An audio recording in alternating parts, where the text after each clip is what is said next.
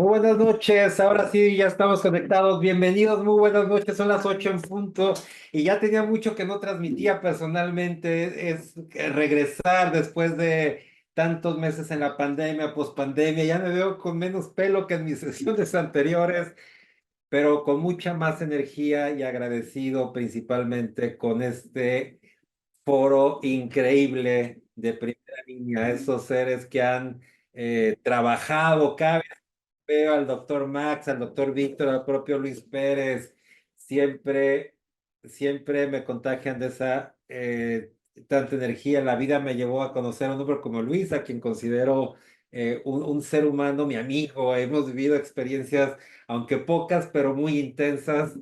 A su familia, por supuesto, a sus hermanos, a su papá. Increíble, la verdad que muy contento ahora de compartir con ustedes este foro. Voy a poner el antecedente. Este foro es exclusivamente de ortopedia y traumatología y lo vamos a llevar a cabo con personas que desde mi punto de vista han estado muy ligados al tema de la descriminalización del acto médico. El antecedente, me tarda un minuto, el antecedente surge en el 2016 con el nuevo sistema de justicia, porque con el anterior sistema de justicia había detenciones de médicos, salían siempre cuando pagaran una fianza que garantizara la reparación del daño y que no se vayan, que no se fueran a sustraer de la acción de la justicia. Esto es que no fueran a huir.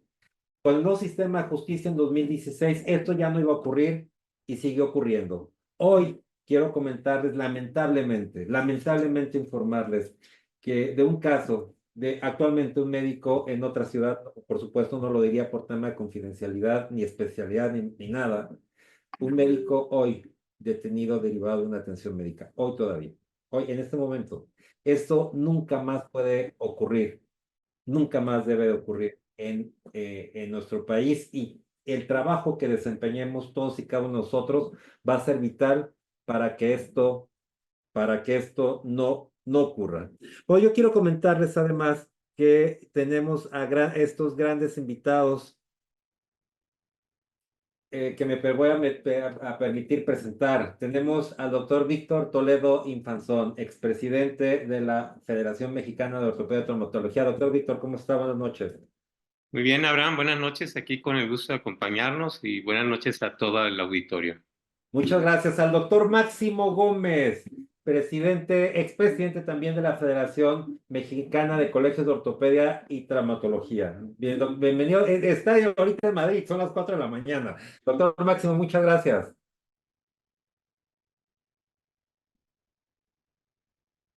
Quizá tenemos un problema de conexión, quizá un poco con él. Está en Madrid ahorita llegando, son las 4 de la mañana, pero muy agradecido que se hubiera conectado. Y también, por supuesto, a mi querido amigo, el doctor Luis Pérez.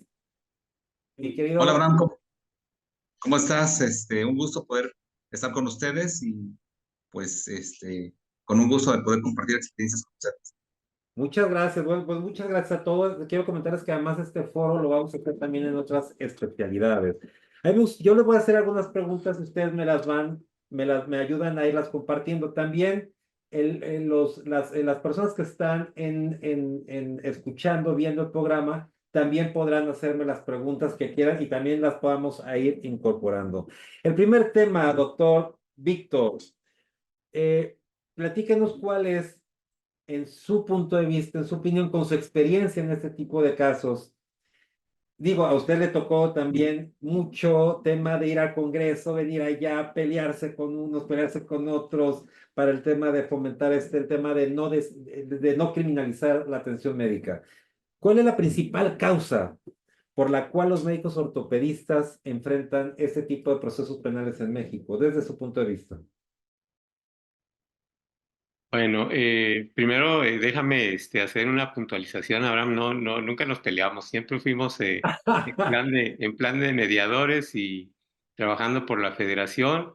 Hicimos varios foros, ¿te acuerdas? Con Oh, doctor, legisladores bueno, en el Senado, acuérdese aquellas sesiones. en el Senado mismo y otros que hicimos fuera del Senado, pero con la participación incluso de algunas otras sociedades o asociaciones médicas nacionales.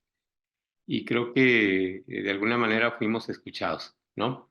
Definitivamente en ese momento todavía no vivíamos el nuevo sistema penal y como Exacto. bien puntualizas tú, pues fue toda una experiencia cuando cambiamos a los juicios orales, ¿verdad? Porque a partir de ahí pues se hizo muy complicada la situación para los médicos en general. Y contestando propiamente a tu pregunta, mira, en mi experiencia yo pienso que la causa principal de demandas con médicos pues es la inconformidad que puede surgir eh, de parte del paciente o de los familiares. Y esto muchas veces eh, pues aprovechado por alguna persona con una mala intención o buscando algún beneficio secundario. Y creo que en la gran mayoría de los casos todo está causado por una mala comunicación. Entonces, comunicación o una mala relación médico-paciente. Entonces, yo creo que eso es uno de los detonantes principales y posiblemente la causa misma. Está muy bien. Doy la bienvenida ahora sí al doctor Max Gómez, el expresidente de la Federación Mexicana de Colegios de Ortopedia y Traumatología, y también le tocaron los trancazos muy duros. Digo sí trancazos, doctor Víctor, porque recordará, doctor Max, aquella reunión con un procurador de justicia de un estado. ¿Se acuerda, doctor Max? Bueno, el doctor Max, ¿sí me escucha? Bueno, como antecedente, y les comentaba que en una reunión, y digo sí, hubo un tema de fricción con un procurador de justicia, el doctor Max siendo presidente, tuvo la fortuna de acompañarlo, donde las cosas se pusieron calientes por un tema de divergencia de opiniones, si era una atención médica dolosa o no. Y bueno, tenemos acá a mi amigo Luis Pérez. Luis, desde tu punto de vista, a ver, ya llegó el doctor Max. Doctor Max, ¿sí nos escucha? Está muteado, doctor Max, está muteado. Está en mute. A ver, ahí le mando un mensajito.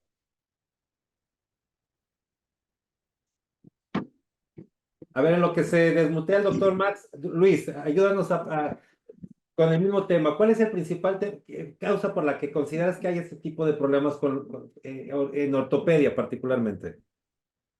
Bueno, creo que hay muchos factores, Abraham, pero ya habló el doctor Infanzón, uno de ellos, que es la relación que tenemos con nuestros pacientes, ¿no? Creo que eh, conforme vas creciendo en tu profesión médica, eh, te vas dando cuenta de ciertos pacientes que a lo mejor van a darte algún problema conforme vaya haciendo la atención. Pero sin embargo, creo que también, creo que nosotros como médicos ortopedistas, creo que también tenemos algún punto donde flaqueamos, que creo que es la confianza. Creo que la confianza de que a nosotros no nos va a pasar, creo que nos gana mucho.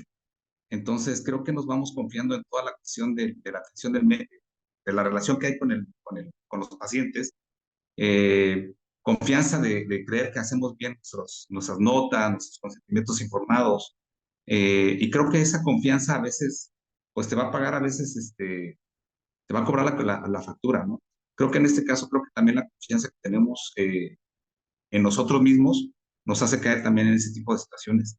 Y también la cuestión creo que tiene que ver eh, con la cuestión de no estar informados, ¿no? De cómo tenemos ese punto muy pues expuesto de que somos a pues a pensamientos muy diferentes que a veces quieren sacar provecho de su situación, ¿no?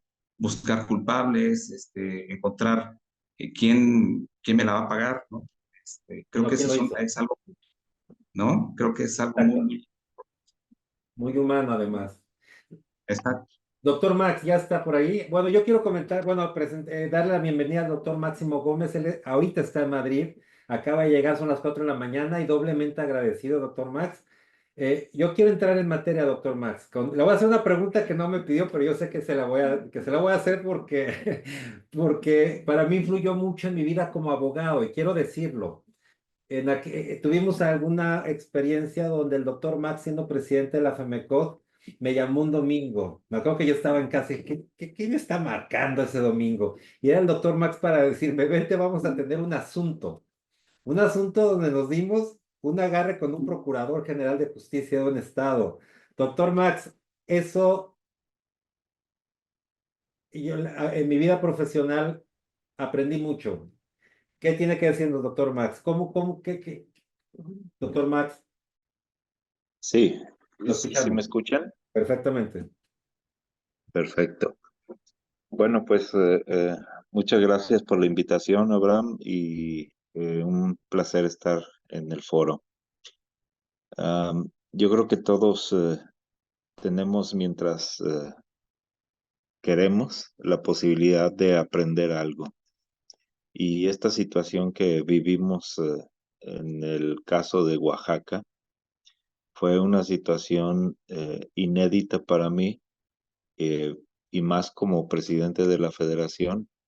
Entonces, era algo que teníamos que enfrentar por el bien de Luis, que era el afectado en ese momento, pero más por el bien del gremio y que, pues bueno, nos puso en claro cómo es que se manejan estas cosas eh, a este nivel de procuradores y cómo en realidad la ley puede torcerse a la medida de lo que necesitan soportar ellos mismos, ¿no? Y bueno, pues dimos una buena cantidad de vueltas a Oaxaca, estuvimos con nuestros afiliados, con otros gremios participando en esto, y a mí me dejó una gran enseñanza al respecto. Muchas gracias, doctor Max. Sí, fueron momentos difíciles y justo les comentaba que hoy en este momento hay un médico de una especialidad X, no de ortopedia, por supuesto, en otra ciudad donde en este momento está viviendo un tema de detención. Y son de las cosas que no debemos de permitir porque siguen pasando y por más que hemos avanzado, esto no se ha concretado. Y es uno de los temas del foro, o sea, ¿qué tenemos que hacer para que esto se concrete? Doctor Luis y doctor Víctor, ¿qué acciones se pueden tomar para prevenir que los médicos se enfrenten a este tipo de procesos derivados de su práctica?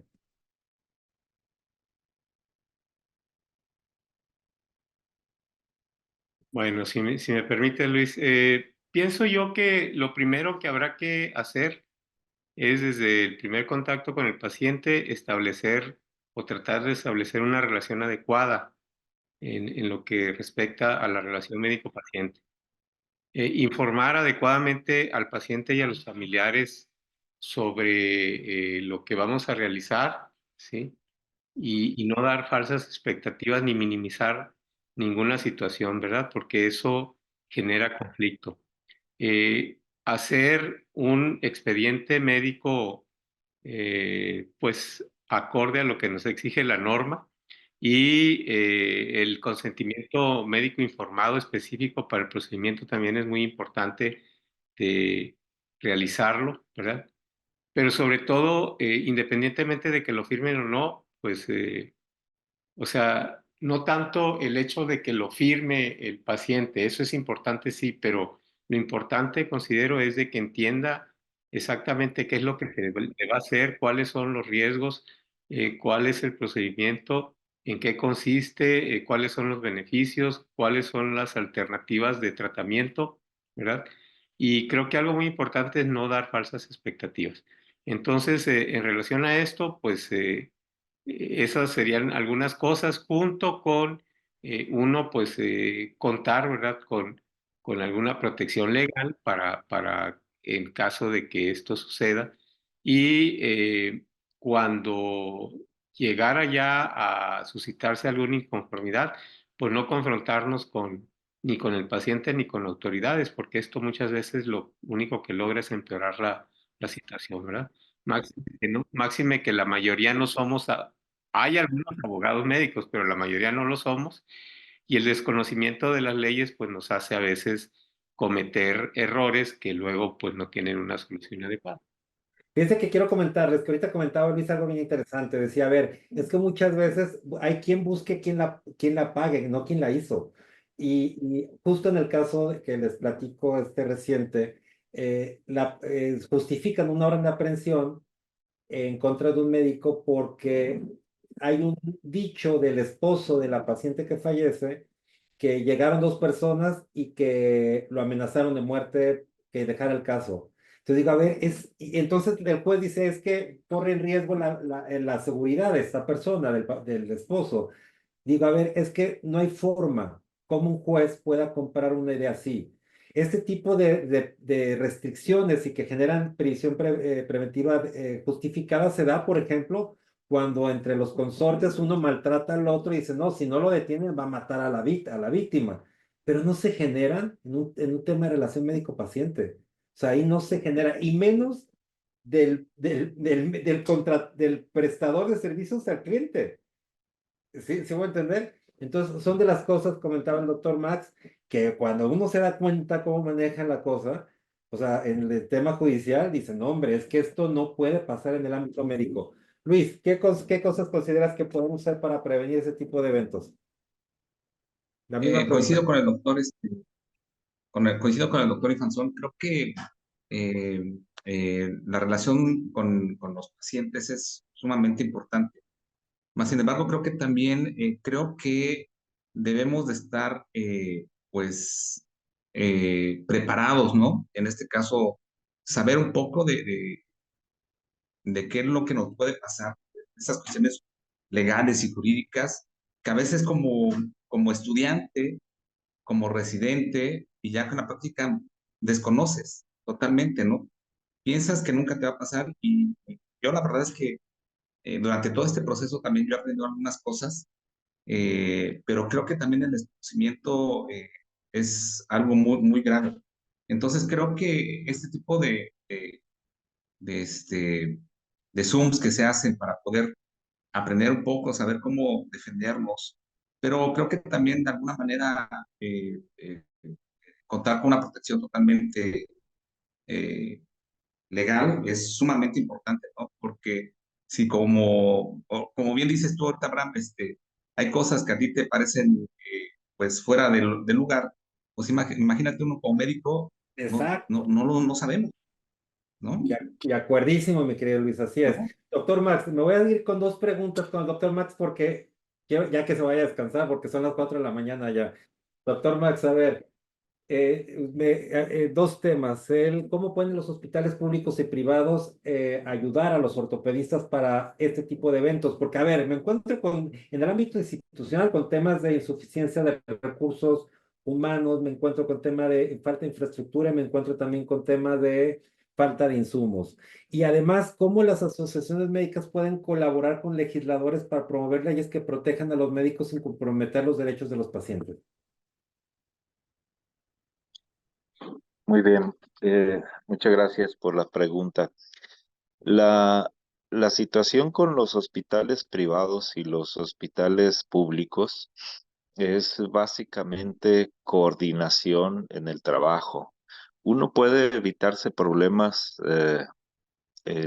institucionales cumpliendo con las normas que Salubridad tiene para la práctica médica, cumpliendo con las normas que la propia institución tiene, pero también cumpliendo con el aspecto médico técnico. Para resolver un caso, no es indispensable el tener acceso a la tecnología de moda o a la tecnología de primera línea. Hay formas de resolver los casos de muy buena manera, de resolver todos los casos de muy buena manera con diferentes técnicas. No hay una sola para todo. Y esto es algo que uno debe tener presente para la práctica médica. ¿Y qué pueden hacer los hospitales y las instituciones públicas? Pues bueno, en primer lugar, facilitar el trabajo del médico y se facilita con recursos. En primer lugar, el tener el recurso de material. En segundo lugar, el recurso organizacional para que el trabajo fluya en la forma más adecuada. Y en tercer lugar, la disponibilidad de espacios para hacerlo, porque ese es otro problema que no se ha tomado mucho en cuenta. Los espacios para trabajar, y no me refiero a un consultorio, un quirófano, sino a un sistema completo, está totalmente retrasado con las necesidades de la población. Entonces, esos espacios deberían cubrirse y es lo que debería proporcionar los hospitales o los sistemas de salud públicos. Y al respecto de la otra pregunta, ¿cuál era? Las asociaciones con el tema legislativo. Sí, sí. Bueno, los objetivos de las federación específicamente y de las asociaciones médicas deberían ser básicamente los académicos y los gremiales. Ambas cosas pueden ir juntas en una asociación y en una federación. El cubrir todas las necesidades gremiales es muy importante, desde los sistemas de aseguramiento contra el mal praxis y errores médicos de cualquier tipo, es muy importante el tenerlos disponibles. Pero también el aspecto académico en el que las federaciones y las asociaciones pueden ayudar a que sus agremiados tengan un sistema de actualización continua, de un sistema en el que no solo la actualización sea en el aspecto técnico y médico, sino también en los aspectos legales, informando continuamente de los cambios de la legislación y de lo que la federación estuviera tratando de hacer en en las diferentes cámaras. Ya vivimos la experiencia en la que eh, participamos incluso en una elaboración de modificación a la Ley General de Salud con la Cámara de Diputados, con la Comisión de Salud de la Cámara de Diputados. Y esto fue algo bastante nutritivo para nosotros como federación. Eh, Esto quedó inconcluso al pasar a la Cámara de Senadores, pero al final es reactivarlo en las diferentes gestiones de las academias y las federaciones. Yo creo que se puede hacer mucho participando en las cámaras, tanto locales, en los estados, como en las federales, si nos ponemos en contacto con ellos. Muy bien, me voy a ir más rápido. Muchas gracias, doctor Max, porque ya vamos 23 minutos y apenas vamos con dos preguntas. Entonces voy a hacer Correcto. dos o tres preguntas a cada uno y ya cerramos por si alguien más quiere hacer una pregunta. A ver, doctor Víctor, un tema que a mí me ha servido mucho como abogado y tengo que decirlo para sacar muchos asuntos adelante, quizás el mejor ha sido las cartas de consentimiento. ¿De qué manera cree que pueden servir y de qué podemos hacer para fomentarlas? Para fomentarlas. Sí, digo, para fomentar su uso, las cartas específicas de consentimiento Bueno, informado. pues primero que nada, darle el valor que tienen, ¿no? Las cartas de consentimiento informado, porque es un documento legal que en un momento dado nos pudiera avalar el hecho de haber realizado un procedimiento. Y esto, pues, me da pena decirlo, pero hay muchos compañeros que no lo hacen y no nada más debemos de hacer consentimientos informados cuando hacemos una cirugía mayor, sino incluso para procedimientos menores que hacemos en el consultorio, aún con eh, aplicación ahí de algún anestésico local, porque eso se puede complicar, darte una reacción anafiláctica, por ejemplo, que puede tener un desenlace grave. Y Exacto. si no hiciste una carta de consentimiento informado para ese procedimiento mínimo porque se te hacía que era algo en lo que no pasa nada, como dijo bien Luis hace un rato, a mí nunca me va a pasar, pues te estás metiendo en un lío, ¿verdad? Porque al momento de que a ti se integra lo que antes se llamaba carpeta de investigación, creo que ahora ya se llama de otro modo, no sé cómo se llama, lo que hace la fiscalía para Una recabar. carpeta de investigación. Y en cuanto se solicita el expediente y no hay una carta de consentimiento, pues ya tienes todas las de perder, porque te dije, a ver, ¿y usted por qué le hizo eso al paciente si el paciente no lo autorizó? ¿Verdad? Entonces yo creo que es una situación en la que debemos insistir de que se ejecute en los foros donde se da información a los médicos de que es algo muy necesario, que es parte del expediente clínico y que debe de estar siempre ahí y que es una herramienta que nos puede evitar muchos problemas. Exacto, muy bien. Luis, ayúdanos a comentar el tema. Vi que decías que sí cuando hablaban de la educación legal o de educación en ortopedia. A ver, platícanos. Sí, lo que les he comentado, Abraham, creo que estamos no tenemos esa cultura de educación legal. Y la verdad es que eso lo vemos desde todo el proceso de formación de un médico, desde los internos, residentes, ya cuando estás haciendo su especialidad. Yo creo que eso debería tomarse un tiempo para explicarles, porque, pues bueno, muchas de las veces te toca aprender de los problemas, ¿no? Como bien dijiste hace rato, pero creo que puedes aprender también a tratar de evitar ese tipo de problemas, ¿no? Desde ver que el residente haga bien su nota, que haya hecho bien su consentimiento informado, que sabemos que es responsabilidad de nosotros como un médico adscrito cuando trabajamos en un hospital público, pero también tenemos que estar observándolos, estar detrás de ellos para que también ellos vayan aprendiendo ese tipo de acciones de ganas. Y algo bien importante que también nos está diciendo Víctor, yo pongo muchas veces muchos yesos, consultorios, pongo algún medicamento y eso los minimizamos y creo que también ahí debemos hacer los consentimientos informados. A mí me decía tal vez, pero ¿va a ser consentimiento informado por eso? Pues sí, porque es una cuestión invasiva también que tenemos que hacer con los pacientes, ¿no? Vuelvo a insistir, no hay que confiar. Luis, y contigo mismo, ¿de qué manera crees que las redes sociales y los medios de comunicación han influido en la percepción pública sobre los errores médicos y y la criminalización de los médicos? Mira, Abraham, creo que ahí es un arma de dos filos. El Internet es muy bueno para muchas cosas, pero también es eh, algo muy peligroso. Muchas de las veces lo vemos muy frecuentemente, ahorita ya es un boom la cuestión de los medios por Internet, el de las redes sociales, y como pueden atacarte sin saber el problema de fondo, ¿no? Pero que también es de una gran ayuda para la persona que conocen, que saben cómo ha trabajado. Creo que también es una forma también de cómo nos podemos manifestar ante un problema serio, como en este caso una detención que no debió haberse hecho, ante una injusticia. Creo que también es una arma muy importante para poder hacernos ver y hacer valer nuestros derechos.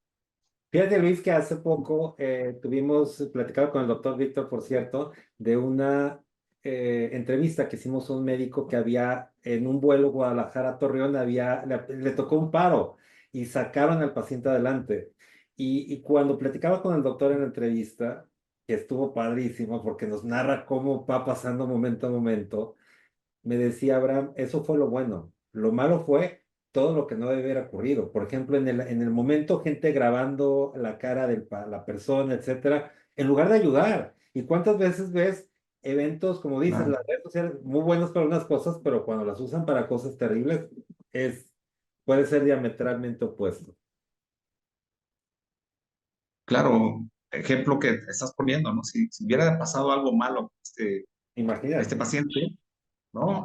Hubiera sido otra cosa diferente, ¿no? Tal vez los médicos hicieron su buena labor, fueron héroes y demás, pero si le hubiera pasado otra cosa al paciente, no sabemos qué hubiera reaccionado. Exacto, exacto, Luis. Doctor Max, ¿estará por ahí el doctor Max?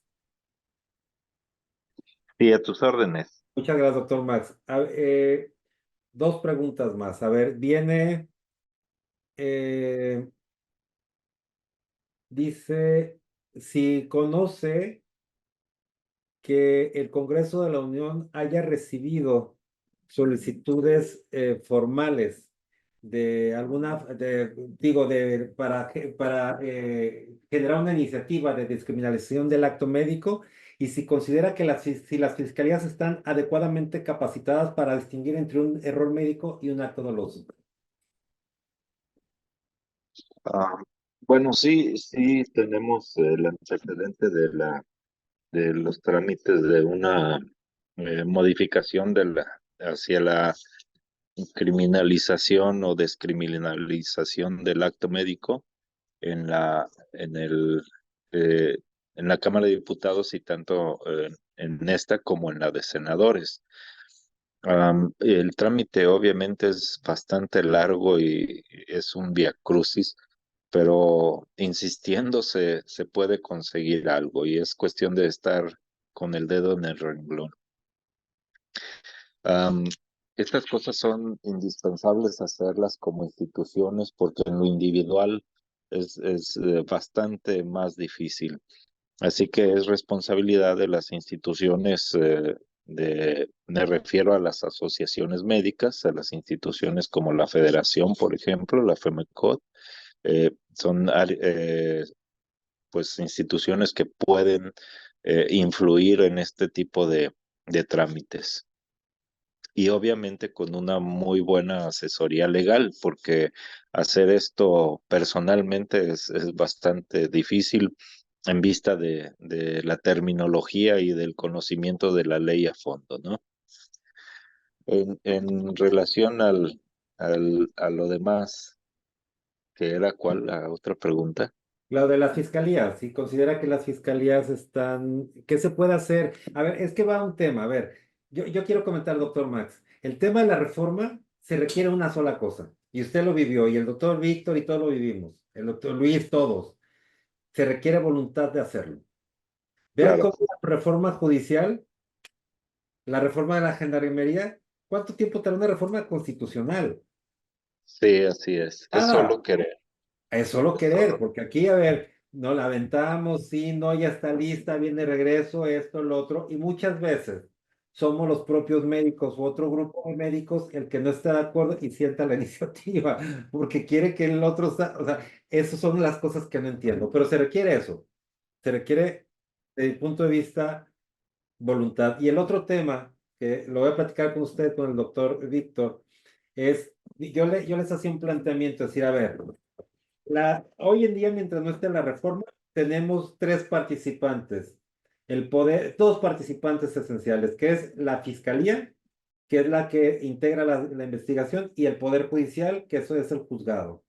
Esto lo que les comenté el día de hoy, que el juez justificó una detención por una supuesta amenaza del médico al esposo de la paciente fallecida, son cosas que no deberían de ocurrir. O sea, que yo no encuentro sentido. Entonces, mi planteamiento es, ¿no serviría acaso que mientras eso ocurre, pudiéramos llegar a digo, no oficial porque sería legal, pero sí a un acuerdo no escrito o escrito como se ha hecho en algunos estados con la fiscalía y con el poder judicial y decir, oye, en estos casos no me friegues, o sea, cuando yo atiendo a un paciente no lo atiendo con ganas de hacerle daño, ni lo voy a ir a amenazar, o sea, no es la naturaleza del acto médico. ¿Qué opina, doctor Max?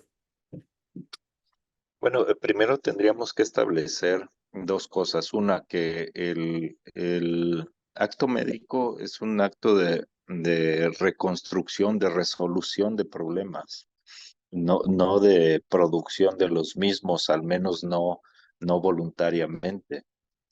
Y segundo, que el proceso del acto médico pues está plagado de posibilidades de complicaciones en todos los sentidos. Entonces, esta parte es muy importante que se entienda.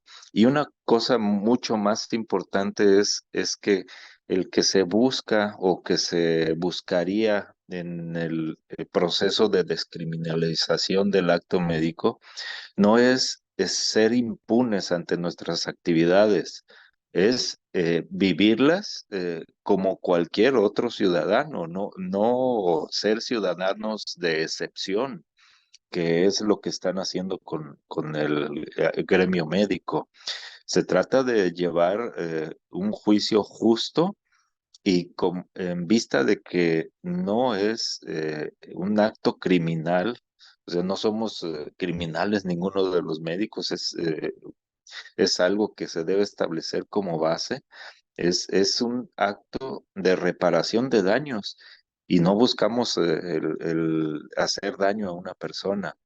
Entonces, el tratarse al médico o a las complicaciones médicas con estos principios, ¿no?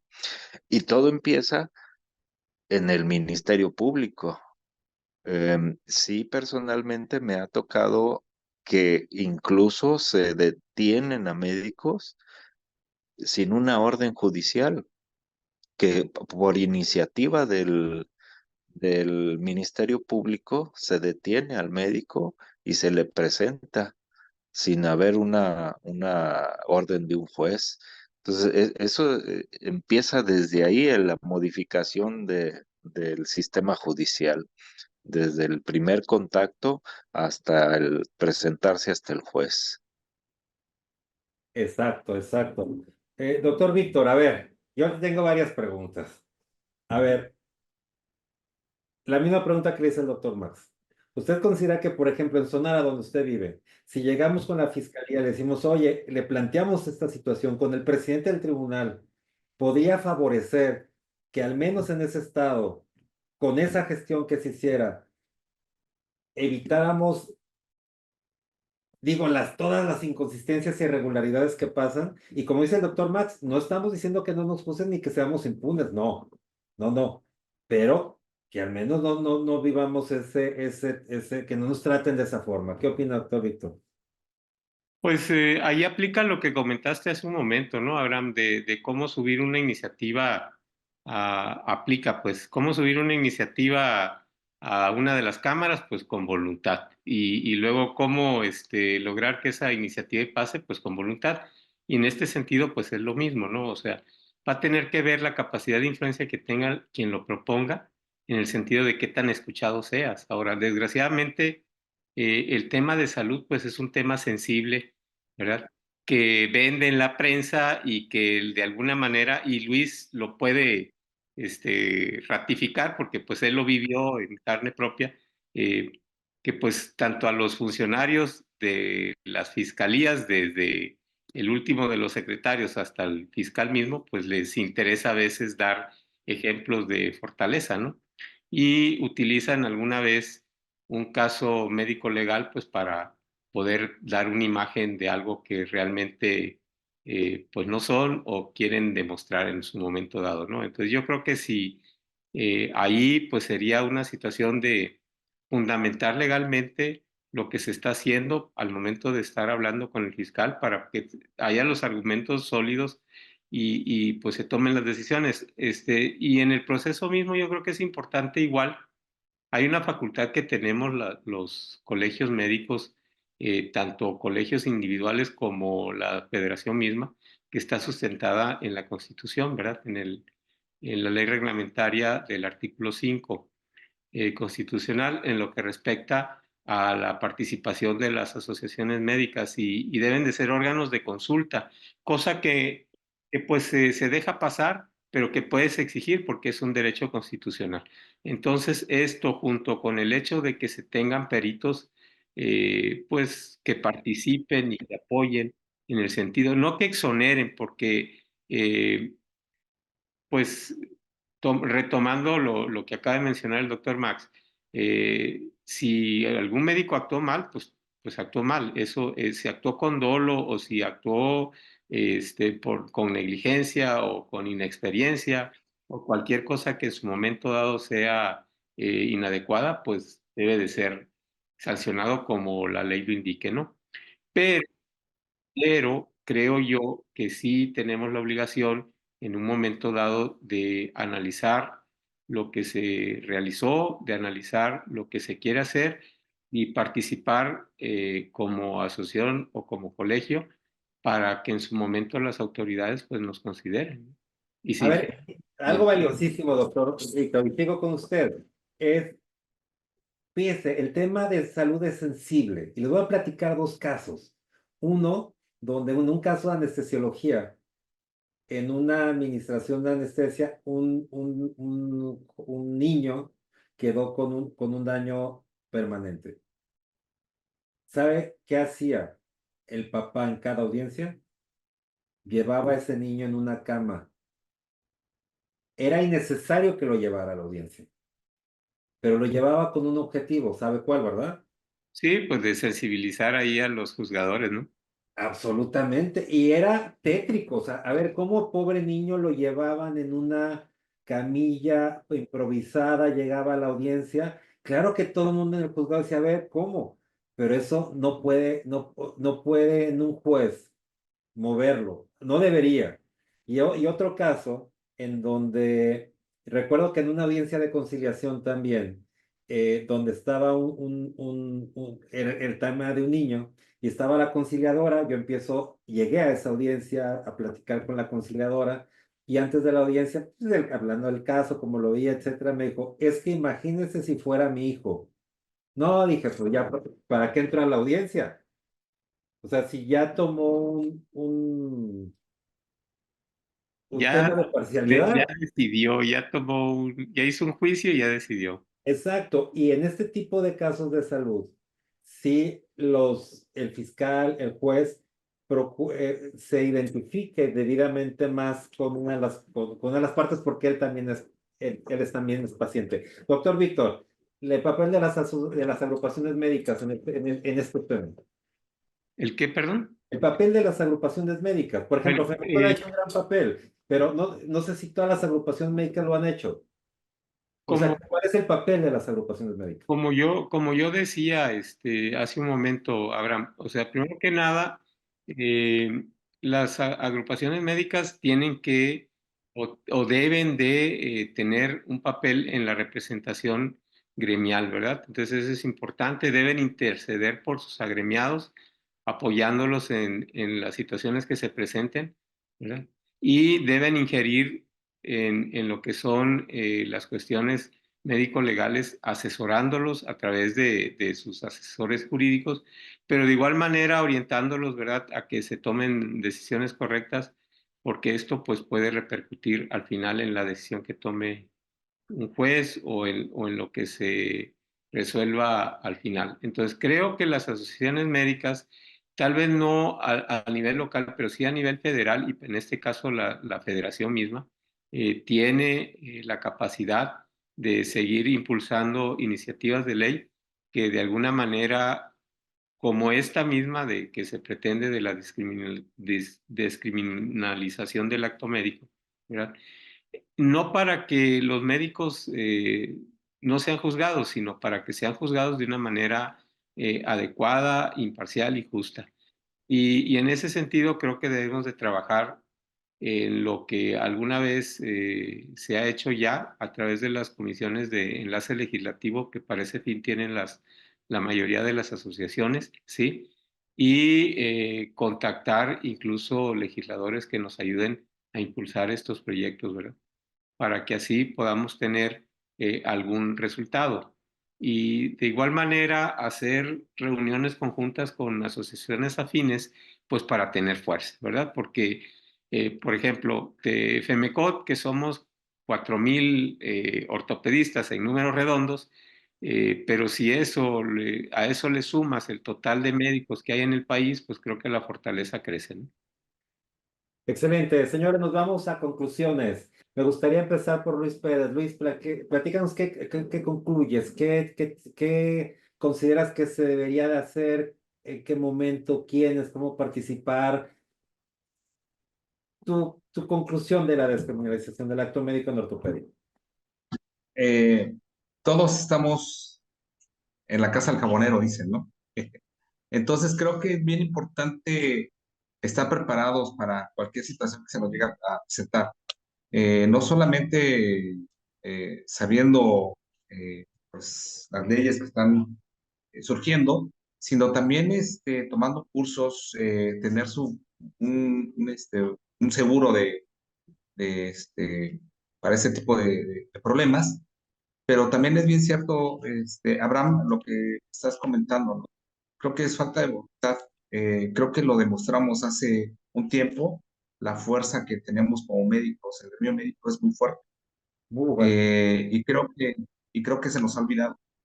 Entonces, creo que también creo volver a tener esa fuerza de voluntad para poder echar nuevamente esa modificación de la norma de ley. Fíjense, ahorita que Luis comenta un dato muy interesante. No conocemos la fortaleza que tiene la comunidad médica cuando es algo para bien. Y este es un buen momento para encabezarlo. En aquel momento, acuérdense que surgió el momento, yo soy médico 17, que también se avanzó mucho y a quien le reconozco mucho tema, pero todavía falta, bueno, eso fue en el caso de Guadalajara, pero falta mucho más que hagamos para que demostremos esa fuerza, digo, esa fortaleza creo que se ve debilitada con los protagonismos en algunas agrupaciones médicas, no en FEMECOT, sí en algunas otras agrupaciones médicas, y es un tema que tendríamos que hacer algo para realmente consolidar esta fortaleza que tiene la comunidad médica. Doctor Max, sus conclusiones, su mensaje final, ¿qué opina? Que esto, no sin antes mi reconocimiento siempre de aquellos momentos. Muchas gracias, doctor Max, por su confianza. Yo solamente ayudo, pero ustedes son los que lideran, ya se los he dicho. Gracias, Abraham. Bueno, en primer lugar, ratificar que para evitarse problemas de este tipo, la mejor forma es llevar una muy buena relación médico-paciente, informar eh, certeramente de diagnósticos y tratamientos que se llevarían, cumplir con la normatividad de, de la ley de salud y armarse de lo mejor técnicamente posible para resolver los problemas de salud del paciente. Lo mejor me refiero a lo que tenga evidencia comprobada de que funciona y pues conocer a fondo todo este tema de la ley en la salud, porque no podemos estar al margen de algo que tenemos ahí latente sobre nosotros cada vez que entramos a tratar un paciente.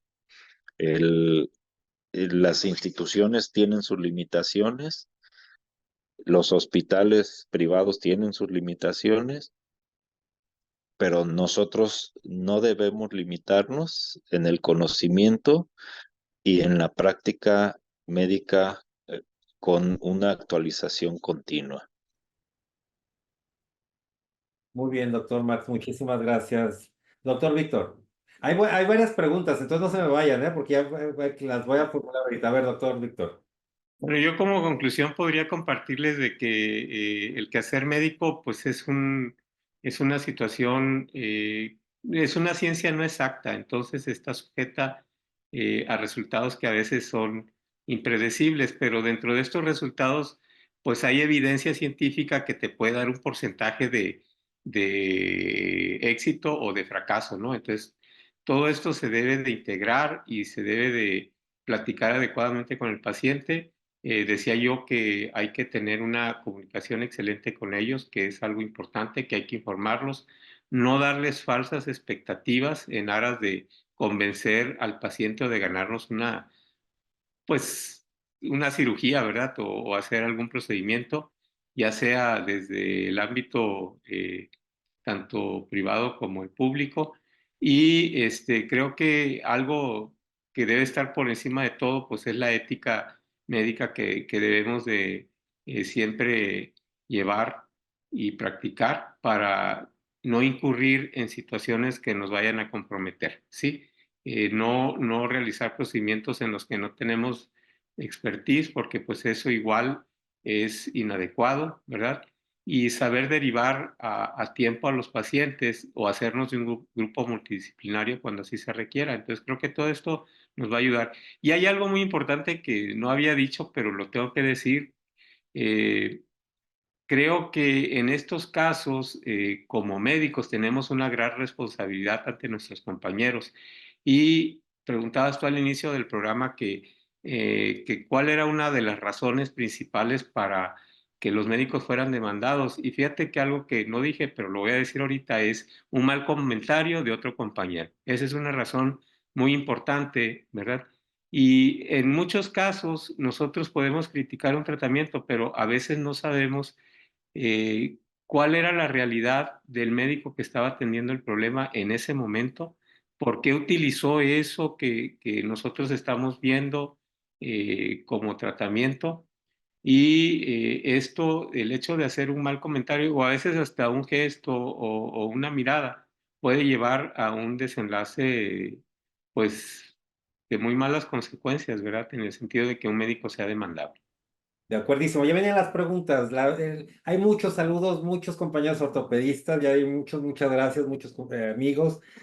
Jorge Luna dice, voy a formular solamente las preguntas. ¿Qué recomiendan ante un caso de difamación en redes sociales por inconformidad del paciente? ¿Es conveniente ejercer el derecho de réplica? ¿Quieren que la conteste? ¿Ustedes la contestan? ¿Alguien? Dice yo.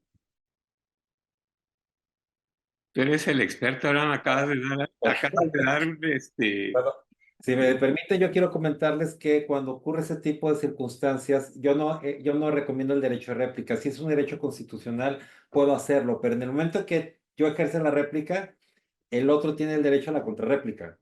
Entonces, no, o sea, es como meterle gasolina al asador. O sea, esto es el que todo el mundo va a estar pendiente de la réplica contra réplica y ahí no la vamos a llevar. Eh, lo que considero importante, sí, desde mi punto de vista, la experiencia que hemos tenido, es cuando son acontecimientos falsos, demandar o denunciar a ese paciente. Y ese paciente en el momento que recibe ya, que sabe que puede tener un perjuicio, un daño, no un daño, pero una sanción como consecuencia de esa publicación, deja de publicar, deja de publicar. Varios amigos, el doctor Mario Castellanos, Suárez Zapata, muchísimos, muchísimos, además muchos ortopedistas, caray. A ver, alguien dice, si te demandan, el Ministerio Público te juzga como criminal, a pesar de cumplir con la normatividad, siempre te buscarán algo que te implique responsabilidad. Además, las aseguradoras de las instituciones prefieren que te vinculen a proceso y después tener un arreglo que defenderse. Y eso te dejará una marca para siempre. Deberíamos de inocentes que tienen manera de defenderte desde el primer momento cuando se presenta un juez a vinculación. Ahí debes de tener pruebas apoyadas por expertos de nuestras agrupaciones médicas. A ver, de esta destaco, ¿qué tan importante es que las agrupaciones médicas tengan peritos que ayuden a sus agremiados? Doctor Víctor, doctor Max, Luis. Pues yo creo que los ayuden en cuanto a que la opinión que externen los peritos sea imparcial y que sea adecuada y profesional, ¿verdad? Porque hemos vivido infinidad de casos, Abraham, y a ti te consta, en los que de repente el perito, pues no es ni médico, ¿no? Ya no ortopedista en nuestra especialidad, sino ni siquiera médico, ¿no? A veces es un químico, es un veterinario, es un dentista, y esto, pues, o sea, difícilmente va a tener la capacidad de poder saber que sí, o de fungir como perito, ¿no? Entonces yo creo que sí es importante capacitar peritos dentro de la especialidad y sobre todo que estén disponibles y que estén registrados, ¿verdad? En los juzgados para que puedan actuar. Muy bien, el doctor Javier Camacho, mi amigo Camacho de cirugía plástica, dice, ¿cómo manejan el intrusismo en la especialidad de ortopedia y traumatología y también la publicidad engañosa? ¿Eso se da en ortopedia y traumatología, Luis? No se da tanto, ¿verdad? ¿O sí? No, yo creo que sí se da mucho, ¿no? Bueno, yo recuerdo que salió muchas cosas falsas también en mi caso, pero lo que decías hace rato, Abraham, creo que caer en ese, y lo que vuelvo a insistir, en las redes sociales es peligroso. Caer en el juego de las redes sociales es muy complejo. Yo creo que yo no haría nada por responder nada de eso. Eh, creo que es un juego de nunca acabar. Eh, Hablando del intrusismo, Abraham, una de las facultades de los colegios pues es ser coadyuvante con las autoridades en el caso de delatar, ¿no? Legalmente quien puede hacer algo es COFEPRIS, pero COFEPRIS puede decir pues yo no estaba enterado, ¿no? Aun cuando estén enterados. Entonces, lo que sí pueden hacer las agrupaciones médicas es denunciar, ¿verdad? Pues en su momento dado insistir para que pues eso se corrija, porque ahora, fíjate, hay un tema que yo veo frecuentemente que se está prestando a mucho de esta mala práctica. Lo que es el manejo de terapias alternativas para el tratamiento de algunos padecimientos como células madre, como les dicen que les ponen colágeno, ácido hialurónico, y muchos o la gran mayoría de estas personas no son algunos ni médicos, ¿eh? Entonces esa es una situación terrible.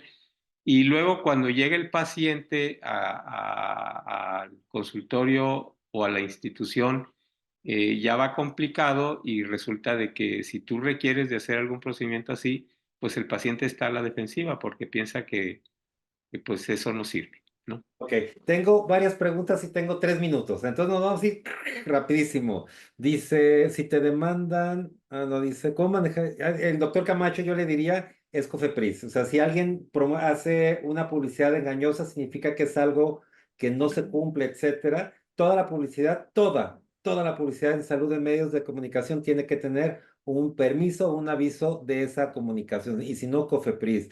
Dice José Carlos Cortés, dice, los internautas, sean estos pacientes o médicos, les importa más su reputación en las redes que su conciencia. La conciencia es lo que eres, la reputación de lo que otros piensan. Eh, bueno, eso es su punto de vista, está bien. Dice José Carlos Cortés, dice, la Comisión Nacional de Bioética debe crear un glosario de términos en el cual licenciados bioeticistas, filósofos y demás actores que participan en los protocolos de atención y cuidado de salud, así avanzaríamos mejor. Leonel Gómez dice, y cuando el paciente o sus familiares llegan a ser ofensivos, agresivos y amenazantes, ¿qué procede? Incluso el propio paciente llega a agredir verbalmente o físicamente al personal de salud, de lo que digo. O sea, esto sí ocurre. Al revés, no ocurre que el personal de salud agreda al paciente. Evidentemente es presentar una denuncia ante la autoridad correspondiente. Eso tenemos que hacer y no siempre lo hacemos. Dice José Carlos Cortés, hoy vivimos la era de la posverdad, en donde la ética es un cálculo de conveniencia. La doctora Marianquita de León Trejo, ¿cuál es el estatus en este momento de la iniciativa que ustedes llevaron al Congreso? Se presentó en Cámara de Diputados, se mandó a Senado, en el Senado le hicieron un pequeño cambio, lo regresaron y diputados aprobó una nueva iniciativa. Entonces estamos otra vez a la mitad cuando ya estábamos a centímetros. Ahorita solamente queda que la apruebe Senado. Entonces, si tienen algún senador por ahí, es el momento. Yo voy a ver un senador ahora esta misma semana, ya no voy a descansar hasta que ya saquemos esta iniciativa. Eh, tenemos a José Carlos Cortés, reuniones afines con perfil diferente, profesionales multidisciplinarios, transdisciplinarios e interdisciplinarios. Le pregunto a los panelistas, ¿cuántas asociaciones médicas tienen en su organigrama un comité de bioética? A ver, doctor Max, ya, yo creo que no sé si esté por ahí. O doctor Víctor, usted dígame, ¿cuántos, la FEMECO tiene su comisión de bioética? Estamos precisamente formalizando una comisión de bioética, Abraham. Entonces, no está operativa, te tengo que ser honesto, pero está a punto de consolidarse y eso obviamente nos va a dar un plus dentro de la federación. Dice el doctor Carlos Cortés, dice que también hay médicos que no hacen las cosas bien, es cierto, también pasa, y no solamente en cirugía, eso es en todo el mundo, es un tema humano, no de profesión. Vanessa Salcido es de Mexicali, le mando un saludo, dice, llegar a un acuerdo con el familiar es adecuado y cómo debe hacerse para que sea legal. Vanessa, desde mi punto de vista, yo sí lo hago cuando hay un notorio caso de responsabilidad. Cuando yo les digo, cuando mi médico es inocente, aunque me pida un peso el paciente y termine rápido el juicio, yo prefiero irme al juicio porque ese paciente sí va a fomentar malas demandas. Pero cuando es un caso que yo advierto que sí se existió un tema irregular, yo sí prefiero llegar a un acuerdo con el paciente por el bien del médico, por el bien del paciente, por el bien de todos. Abigail Cortés dice, soy internista y totalmente de acuerdo con el uso del consentimiento informado. Jorge Gijón dice, un punto en contra de nuestra práctica médica es que el perito no saben de medicina, incluso ni del mismo fiscal. Ellos no son médicos. Creo debería ser pues lo mínimo un conocedor del problema en pleito. Estoy de acuerdo. En una pregunta que hacíamos era si el fiscal podía distinguir entre un acto doloso, si la atención médica era dolosa o no. Pues la verdad que no. O sea, ellos ven todos los días otro tipo de delitos. Esto sí requiere un conocimiento especializado. El doctor Zurita, a quien le mando, a Ricardo Zurita, le mando un abrazo fuerte. Felicidades por la sesión y saludos a los participantes. Hoy en día los colegios de diferentes especialistas deben entablar lazos de colaboración entre los colegios para objetivos en común y presencia en la Comisión de Salud en las cámaras, aparte de contar con peritos expertos para intervenir asesorando a los colegiados e intervenir en los asuntos legales. También es necesario cursos de conocimientos básicos de derecho sanitario, así como contar con asesores expertos. Completamente de acuerdo, lo comentaba Luis, generar esta fortaleza es mucho mejor si todos lo hacen de manera conjunta. Mi querido amigo Marco Ledesma dice, gracias por seguir de terco, dice, bueno, no dice así, pero yo lo interpreto que así dijo, por seguir haciendo este tipo de eventos, ya que así se trata de evitar demandas. Berta Janón, también un saludo muy grande, dice, fomentar la educación sobre estos temas ayudaría mucho. Doctora Berta, no la vi en mi curso. Alejandro Santos, ¿cuántas asociaciones médicas o colegios dentro de los programas anuales de conferencias mensuales incluyen ese tipo de temas de derecho médico sanitario? Ninguna porque les ponen al ponente patrocinador de la sesión mensual. No, en Femecot sí lo hacen, el AMSG también. Jorge Merlano, ¿es cierto que legalmente en el consultorio no deberíamos ni siquiera inyectar a un paciente? Pues no exactamente inyectar a un paciente, pero no realizar procedimientos más que de consulta externa. El doctor Víctor, gracias por el evento, gracias por darnos herramientas, no meternos en problemas. Doctor Juan Sebastián Rodríguez, ¿cómo puede uno ser perito y cómo se puede uno capacitar para ello? Doctor Víctor, ¿quiere contestarla? Sí, claro, con mucho gusto. Hay cursos formales para peritos, ¿verdad? Si alguno de ustedes es ortopedista, pues dentro de lo que es la FEMECOT, en nuestros congresos anuales incluimos algunos cursos como estos y es, pues en realidad no es algo complicado, ¿verdad? Solamente hay que conocer lo que es el formulismo para poder llevar un peritaje y cómo documentarlo, cómo redactarlo y cómo presentarlo. Entonces yo creo que en ese sentido es algo que todos podemos lograr si tenemos el interés. Señores, mis conclusiones son